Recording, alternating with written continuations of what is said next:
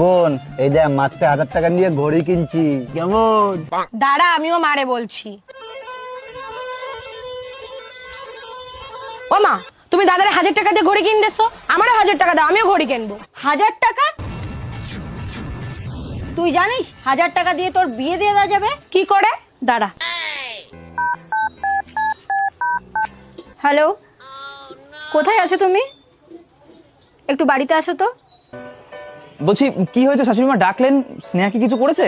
দেখো না বাবা, তোমাদের শ্বশুর মশাই তোমাদের সম্পর্কটা কিছুতেই মেনে নিচ্ছে না। তুমি একটা কাজ করো, স্নেহাকে নিয়ে পালিয়ে যাও। আচ্ছা ঠিক আছে শাশুড়িমা। বাবা একটু দাঁড়াও তো। এনাও 1000 টাকাটা রাখো, তেল সিঁদুর কিনে নিও। আচ্ছা ঠিক আছে। ঘড়ি কিনে দিবা না সেটা বললেই পারতা।